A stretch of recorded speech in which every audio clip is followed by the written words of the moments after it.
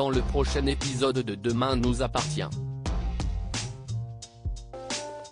Tandis qu'Ulysse multiplie les crises, Chloé veut divorcer. En parallèle, Samuel décide de tourner la page. Attention, les paragraphes qui suivent contiennent des spoilers sur l'épisode de Demain nous appartient diffusé demain soir sur TF1. Si vous ne voulez rien savoir, ne lisez pas ce qui suit. Mardi 3 novembre dans Demain nous appartient. Ulysse multiplie les crises de panique. Georges a évité le pire et son état est désormais stabilisé. Incapable de se prononcer sur d'éventuelles séquelles, le docteur Doumaz souhaite surveiller attentivement la motricité de son patient pendant quelques jours. Alors que Victoire s'en veut, Renaud rappelle qu'il n'aurait jamais survécu sans qu'elle l'opère. Plus tard, Georges est réveillé et se demande s'il va rester fragile toute sa vie. Victoire lui assure que ses séquelles fonctionnelles finiront par se dissiper puis le policier la remercie de lui avoir sauvé la vie. De son côté, Ulysse rentre chez lui mais fait rapidement une crise de claustrophobie avant qu'Amanda ne parvienne à le calmer. Lorsque le commissariat lui téléphone pour une convocation dans la journée, Amanda insiste pour qu'il ne prenne pas toute la responsabilité de l'excursion sur ses épaules. Au poste, Martin prévient Ulysse qu'il risque 1 an de prison pour mise en danger de la vie d'autrui. Le jeune homme, qui n'est pas bien, supplie le policier de le laisser sortir mais Martin refuse. Peu après, il se remémore des images de l'éboulement de la grotte puis s'effondre au sol inconscient. Transporté à l'hôpital, Amanda reproche au commandant Constant d'être responsable de l'état d'Ulysse. Toutefois, Martin est certain que le serveur a simulé une crise et se dit prêt à le réinterroger rapidement. Furieuse, Amanda raccompagne son petit ami à leur appartement. Au moment où Ulysse commence à se sentir mal, l'infirmière l'encourage à se détendre et promet de tout mettre en œuvre pour que la situation s'arrange. Chloé veut divorcer. Heureuse d'apprendre que sa fille pourra sortir de l'hôpital dans la journée, Chloé confie à sa mère qu'elle se pose de nombreuses questions sur son mariage et s'il a encore un avenir. Marianne quant à elle cherche à savoir si sa fille compte se remettre avec lui et Chloé répond qu'elle n'est pas complètement fermée à l'idée, d'autant plus qu'elle estime avoir été trop dure avec Alex récemment.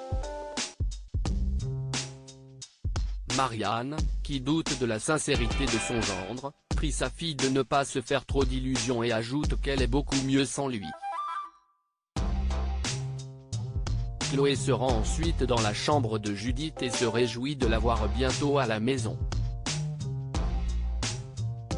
Quand Alex arrive à son tour, Judith interroge ses parents pour savoir s'ils ont l'intention de se donner une nouvelle chance. N'ayant aucune réponse à lui apporter, Alex lui fait comprendre qu'ils ont besoin de parler et invite Chloé à boire un café. Au cours de leur échange, Chloé le questionne sur leur capacité à surmonter cette épreuve sachant qu'il n'est plus avec Flore. Dos au mur, l'ostréiculteur admet finalement qu'il continue de la voir. Furieuse de ce mensonge supplémentaire, Chloé exclut de lui offrir une seconde chance. En rentrant, Alex rapporte à Flore sa discussion avec Chloé. Ravis de pouvoir enfin vivre leur histoire d'amour au grand jour, Flore est prête à se projeter dans leur couple. Même s'il se sent bien avec elle, Alex a en revanche besoin de temps pour se lancer dans ce nouveau chapitre de sa vie. Compréhensive, Flore est convaincue qu'ils vont construire quelque chose de beau ensemble. En fin de journée, Flore et Alex se préparent à dîner dans la bonne humeur lorsque Chloé débarque pour parler à son mari. Comme leur mariage est définitivement terminé, elle entend maintenant divorcer. Samuel décide de tourner la page après avoir passé la nuit avec Alma. Samuel est de bonne humeur. Tandis qu'il la remercie pour le bien-être qu'elle lui apporte, le médecin l'appelle par erreur Leïla avant de se confondre en excuses. Perturbée, Alma se livre à Lise sur ses déboires sentimentaux avec Samuel. Comme elle a l'impression qu'il fait un transfert, elle n'est pas certaine de vouloir perdre son temps à jouer les doublures. Elle rejoint ensuite Samuel au spoon et met fin à leur histoire arguant qu'il a besoin de faire son deuil. Avant de le quitter, Alma lui souhaite de trouver le bonheur et l'embrasse une dernière fois. En plein doute, Samuel va au cimetière avec un bouquet de roses rouges pour se recueillir sur la tombe de Leïla. Vivement ému, le médecin se demande s'il doit retenir Alma pour construire quelque chose avec elle.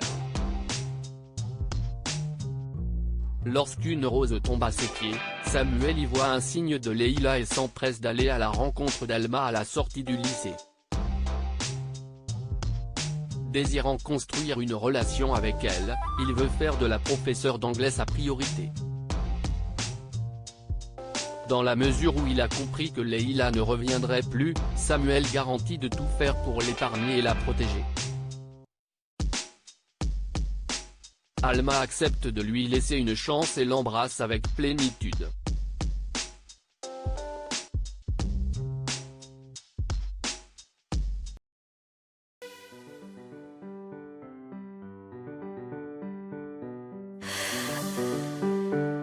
나